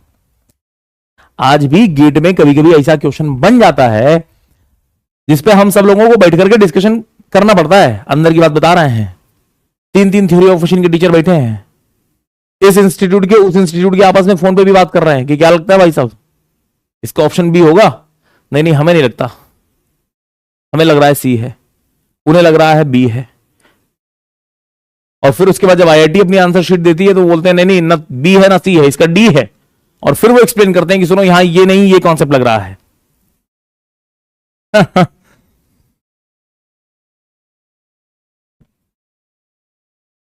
फैक्ट बता रहे हैं, फैक्ट है ना भाई। हम तो सारे टीचर्स तो आपस में कनेक्टेड ही हैं, किसी भी इंस्टीट्यूट के हो। तो जब बहुत फंस जाते हैं किसी, कोई एक नई चीज है यार, आपस में तो बात करते हैं। और सीखना ऐसा थोड़ी कि थ्योरी ऑफ मशीन हमको आती है तो अब हमें आज के बाद किसी किताब की और किसी से सीखने की जरूरत नहीं पड़ेगी। हमेशा सीखते हैं, एक दूसरे से सीखते हैं। कई बार तो हम बच्चों से सीखते हैं, है ना। कई बार ये बच्चे कुछ ऐसा क्वेश्चन पूछ लेते हैं जो हमें सोचने पर मजबूर कर देता है, और नेक्स्ट बैच में हम खुद को इंप्रूव कर लेते हैं कि अरे नहीं नहीं यार, ये चीज बच्चे ने बहुत अच्छी पूछी थी, चलो इसको ऐड कर लेते हैं। ऑलवेज हम कभी ये बोलते ही नहीं है कि मैं थ्योरी ऑफ मशीन का टीचर हूं ना। हम थ्योरी ऑफ मशीन पढ़ा रहे हैं, हम थ्योरी ऑफ मशीन के थोड़े से सीनियर स्टूडेंट हैं। तुमसे ज्यादा बार थ्योरी ऑफ मशीन पढ़ी है, दैट्स इट, दैट्स इट। तुमने थ्योरी ऑफ मशीन जिंदगी में एक बार पढ़ी है, शायद एग्जाम से पहले 2 बार और पढ़ोगे। हमने थ्योरी ऑफ मशीन 150 से 200 बार पढ़ रखी है, पढ़ा रखी है। Still I am in the learning phase. और शायद ये जिंदगी भर जब तक थ्योरी ऑफ मशीन पढ़ाएंगे, हमेशा यही बोलेंगे कि थ्योरी ऑफ मशीन अभी भी हम सीख रहे हैं, है ना। This is how you always keep yourself down to earth. जिस दिन आपने ये बोलना बंद कर दिया कि हमको अब थ्योरी ऑफ मशीन में कुछ, कितने अरे बड़े से बड़े यार, एस एस रत्तन भी जब अपनी बुक लिखते हैं, आर एल नॉर्टन ने भी जब अपनी बुक लिखी है, दुनिया के सबसे बड़े ऑथर्स की बात कर रहा हूं, जिनकी बुक्स को कॉपी करके खुरमी लिख दी गई है, जिनकी बुक्स से एज इट इज वर्ड्स उठा करके रत्न लिख दी गई है, वो भी अपनी जब किताब लिखते हैं तो नीचे लिख देते हैं कि if you find any kind of mistakes in the book please mail us. इतना पोलाइट कि अगर आपको कोई गलती दिखती है इस किताब में तो प्लीज हमें ईमेल कर दीजिए, हम नेक्स्ट वर्जन में उसको सुधार लेंगे।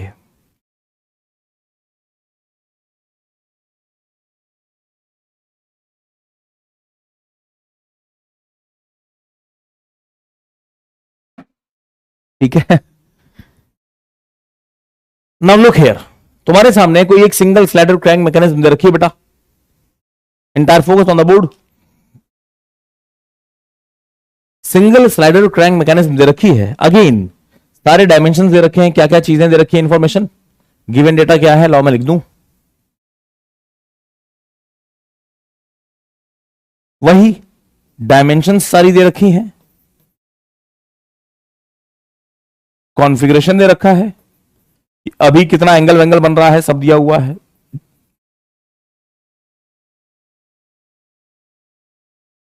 और आपको ये लिंक 1 है, ये लिंक 2 है, ये लिंक 3 है, ये लिंक 4 है।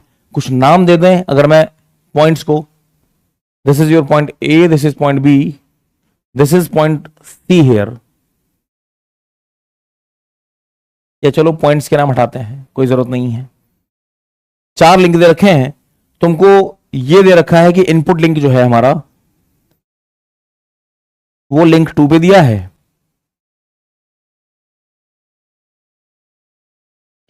एंगुलर वेलोसिटी ओमेगा 2 आपको दे रखी है, समथिंग रेडियन पर सेकेंड क्लॉकवाइज, कुछ तो दिया हुआ है। आपसे पूछ रहा है स्लाइडर की वेलोसिटी बताओ, लिंक 4 की वेलोसिटी बताओ। वेलोसिटी ऑफ स्लाइडर आपको आइडेंटिफाई करनी है।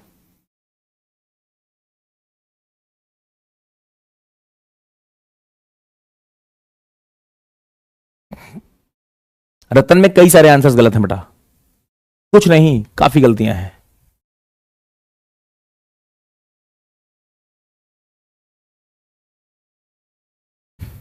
ठीक है, क्या क्या चीजें दे रखी समझ में आ गया। लिंक 2 जो है वो क्लॉकवाइज घूम रहा है इन दिस डायरेक्शन, ये ओमेगा वेलोसिटी से हम घूमते हुए दिखाई पड़ रहे हैं, ओमेगा 2 से। तुमसे लिंक 2 का वेलोसिटी दे रखा है, लिंक 4 का वेलोसिटी पूछ रहे हैं। सबसे पहली चीज जो तुम्हारे दिमाग में आती है, सर एंगुलर वेलोसिटी थ्योरम अभी भी सीखा है ना हमने, लिंक 2 से डायरेक्टली लिंक 4 के बीच में क्या इक्वेशन लिखी जा सकती है? बिल्कुल लिखी जा सकती है। सॉल्व कर पाएंगे कि नहीं कर पाएंगे उसकी गारंटी नहीं है, लिख तो सकते ही हैं। कैसे लिखोगे? एक I12 निकालो, I14 निकालो, कॉमन आई सेंटर I24 निकालो और इक्वेशन लिखो ω2 I12 से I24 का distance is equal to ω4 I14 से I24 का distance. All clear? I centers find out कर लें। कौन कौन से आई सेंटर्स निकालने हैं? 1 2 1 4 और 2 4। कहां होंगे आई सेंटर्स? अब मैं सारे नहीं निकालूंगा, मैं बस कुछ चीजें निकालूंगा जो मेरे काम की है। सर 1 2 यहां दिखाई पड़ रहा होगा, I12 ये है, 2 3 कनेक्टेड है, ये हमारा I23 रहा होगा, दिस इज I23।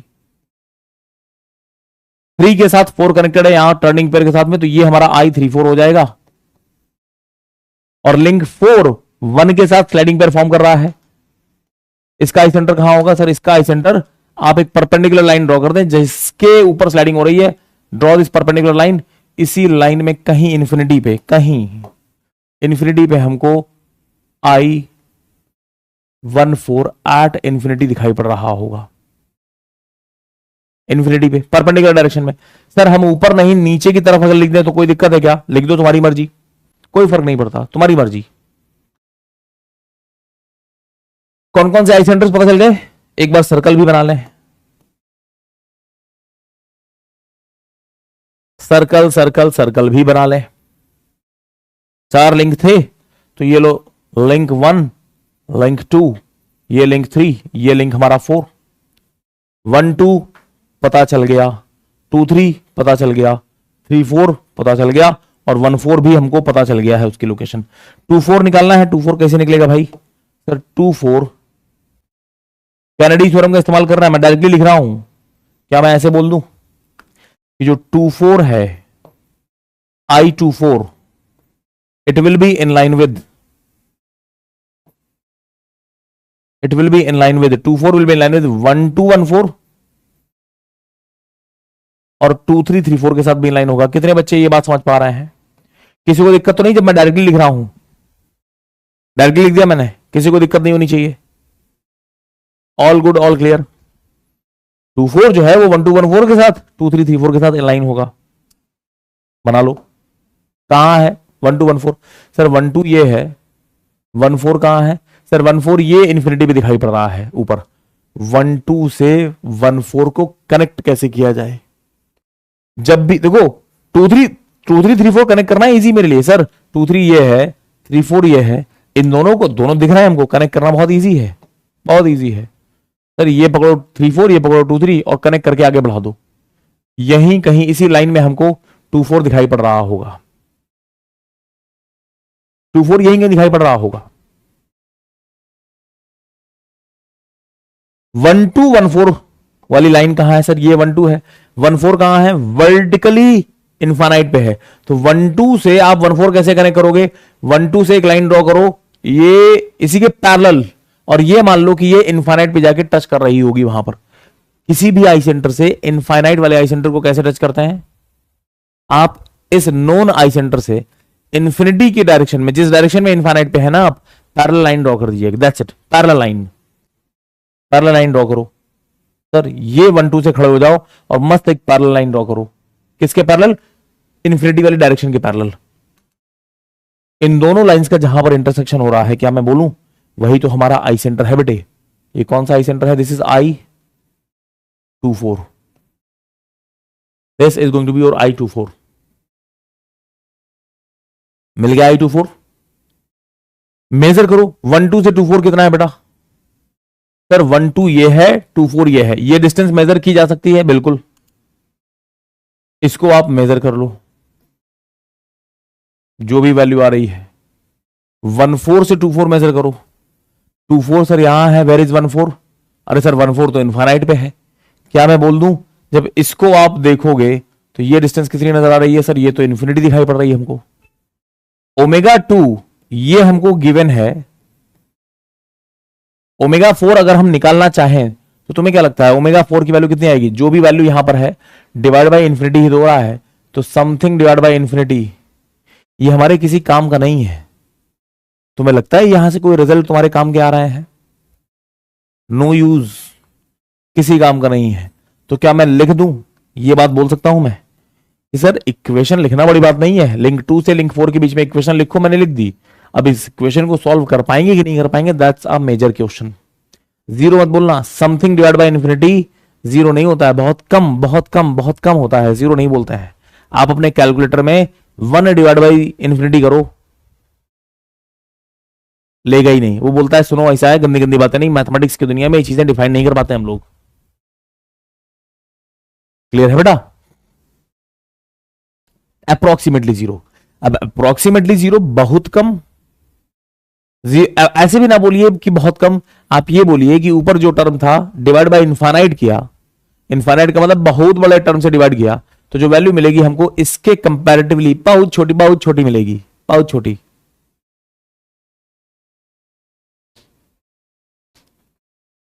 क्लियर है? क्या मैं बोल दूं कि this equation can be written but it can not be solve? ये जो इक्वेशन है it is of no use to us. ये जो भी लिखा है it is of no use to us, हमारे किसी काम का नहीं है। क्यों? सॉल्व नहीं कर पा रहे ना सर हम।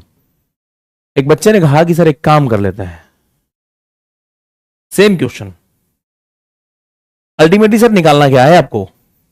स्लाइडर की वेलोसिटी तो निकालनी है, तो आप क्यों 2 से 4 के बारे में बात कर रहे हो?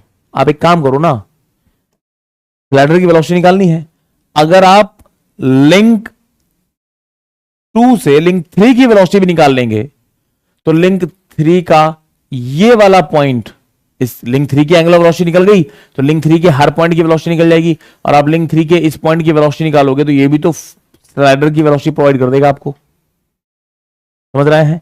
तो अब हम क्या कर रहे हैं, मजबूरी है, मैं लगाना तो 4 पे चाहता था, 4 पे लग नहीं पाया, ट्रांसलेशन कर रहा है ना ये, तो मैं लिंक 3 तक 2 से 3 के बारे में बात कर रहा हूं। क्यों 3 के बारे में बात क्यों कर रहा हूं? क्योंकि सर 3 और 4 डायरेक्टली कनेक्टेड हैं, तो मैं लिंक 3 के इस पॉइंट की वेलोसिटी निकाल लूंगा, बोल दूंगा यही स्लाइडर की वेलोसिटी है।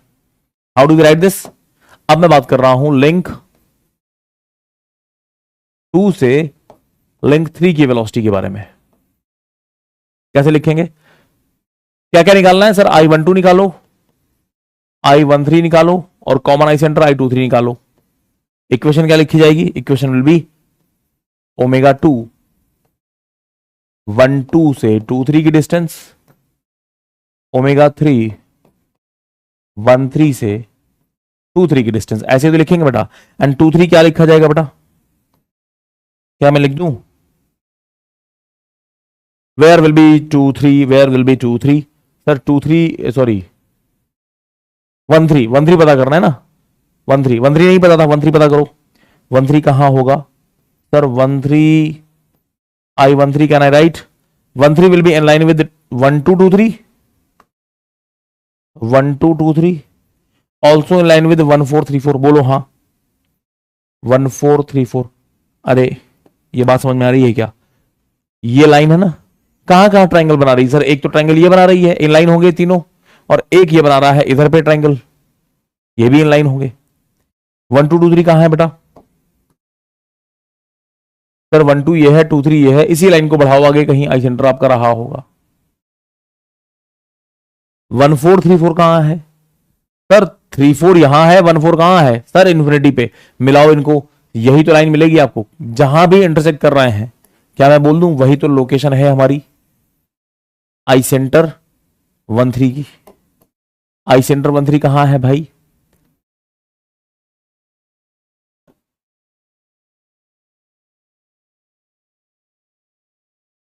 सर 1 3 हमको दिखाई पड़ रहा है एट दिस लोकेशन, यहां पर कहीं, ये है इंटरसेक्शन पॉइंट I13। दिख गया? अब तो मेजर किया जा सकता है।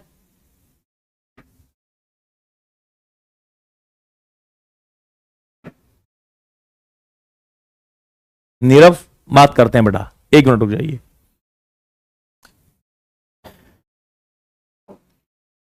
1 2 से 2 3 मेजर करो। कहां है 1 2?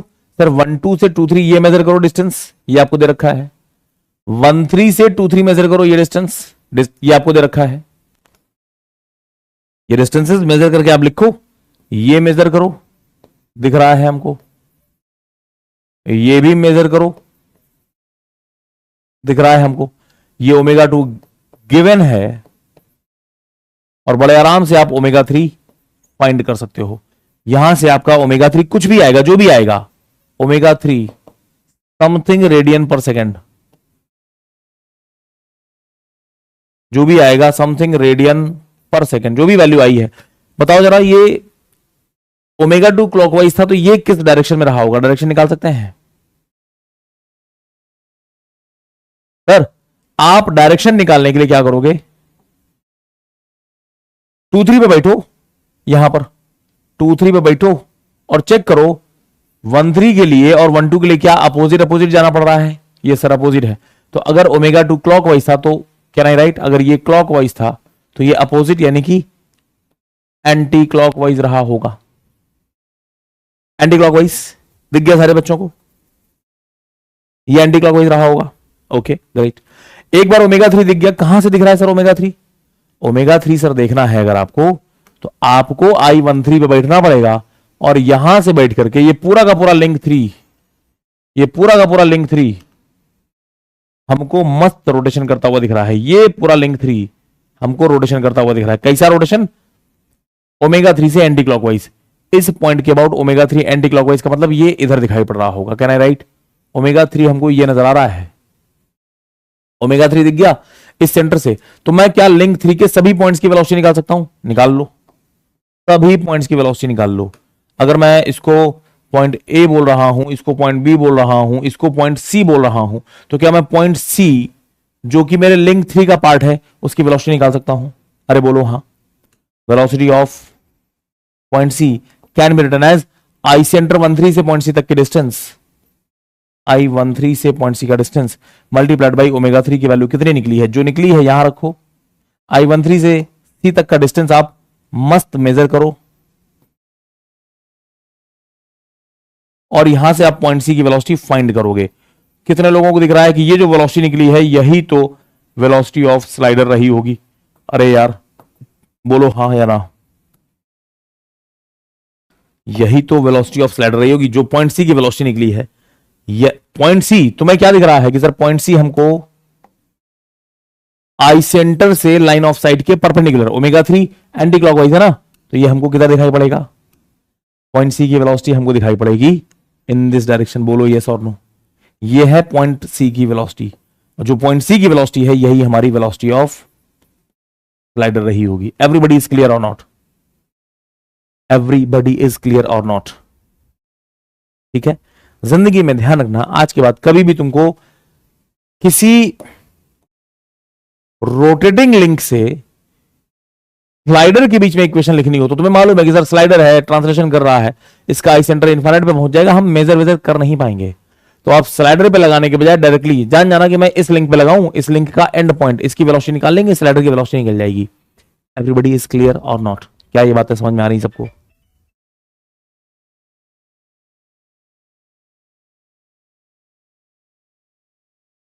बताइए चैट बॉक्स में, यहां तक सारे बच्चे क्लियर हैं, कंफर्टेबल हैं?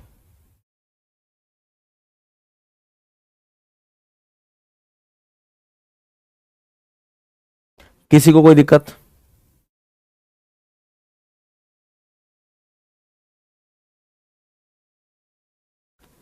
ठीक है। किस किस तरीके के क्वेश्चंस? आई सेंटर वाला कॉन्सेप्ट समझ में आ गया? मैं पहले ही बोल रहा हूं आई सेंटर वाला कॉन्सेप्ट एक तो हम पहले ही बता चुके हैं तुमको। आई सेंटर कहां है निकालना सीख गए, आई सेंटर से आगे बात कैसे करते हैं सीख गए। That's it.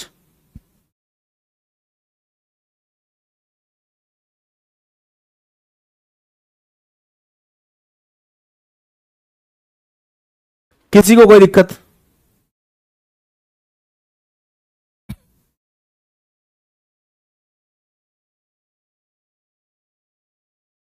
किसी बच्चे को कोई दिक्कत? अब बताइए नीरव ने क्या क्वेश्चन पूछा था बेटा?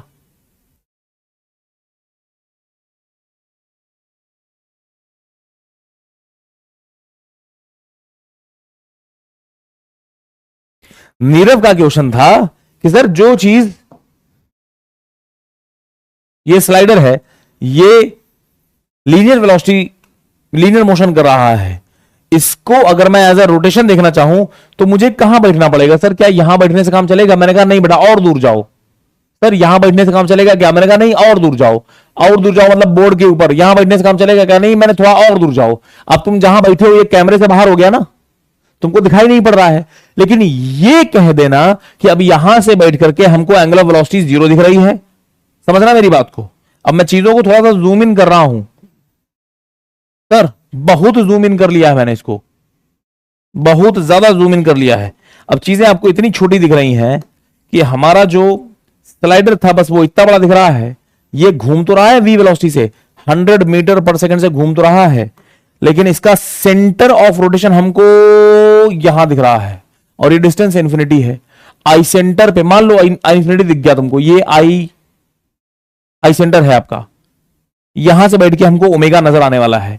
तो क्या तुम ये सच में कह सकते हो कि ये ओमेगा की वैल्यू 0 होगी? अबे जब ओमेगा की वैल्यू 0 है तो इस पॉइंट की वैल्यू तो 0 होनी चाहिए थी। 0 नहीं बोल सकते हैं, 0 नहीं बोल सकते हैं उसको। आप बोलो ओमेगा की वैल्यू बहुत बहुत बहुत कम होगी। 0 बोलना गलत बात है ना। क्लियर है? रोटेशन तो कर रहा है बट वो वैल्यू हम निकाल नहीं पा रहे हैं। 0 का मतलब हो गया बॉडी स्टेशनरी है क्या? स्टेशनरी नहीं है सर। ये डिस्टेंस बहुत ज्यादा है और ओमेगा हमको बहुत कम दिख रहा होगा, तब ये 100 मीटर पर सेकंड दिखाई पड़ रहा है। तो हमारे किसी काम का नहीं है वो रिजल्ट। इसलिए मैं इन्फिनिटी वाली चीज को वहीं हाथ जोड़ के छोड़ के चला आया कि भाई ठीक है आप रहने दो। क्लियर है बेटा? ठीक है, दैट्स ऑल आज के लिए। फिलहाल बस हम यहीं पर रुकेंगे। अब जैसे तुम किसी जहाज को देखते हो, मेरे घर की छत के ऊपर से बहुत तेजी से जहाज निकल रहा है, लेकिन वो बहुत दूर है क्योंकि वो दिल्ली से चला था और हमको दिख रहा है लगभग 5 किलोमीटर के डिस्टेंस पे। जहाज की स्पीड तुम पूछोगे कितनी है, तो सर वो सच में चल रहा होगा 400 किलोमीटर पर आवर की स्पीड से। बहुत ज्यादा स्पीड है, 400-600 किलोमीटर पर आवर की स्पीड से चल रहा है। लेकिन हम इतनी दूर से खड़े होकर देख रहे हैं। मान लो आई सेंटर पे खड़ा है, लगभग इनफाइनाइट डिस्टेंस ही है, इतनी डिस्टेंस बहुत होती है। यहां से देख रहे हैं तो हमको इसकी एंगल ऑफ वेलोसिटी, मतलब देख लो ये एंगल ऑफ वेलोसिटी इतनी कम दिखाई पड़ रही है कि क्या ही बोले। ठीक है, let's stop here, class is over. कल जब मिलेंगे तो अच्छे से रिवीजन करके आना। कल मैं कुछ टफ क्वेश्चंस तुम लोगों के सामने रखूंगा।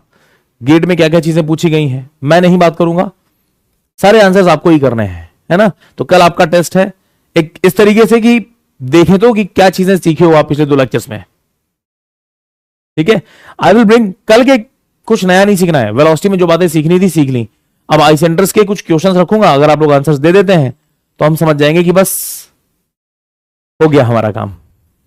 ठीक है, so let's stop. We will meet tomorrow sharp at 7 PM। Till that time, thank you बच्चों, good bye, love you all मेरी जान।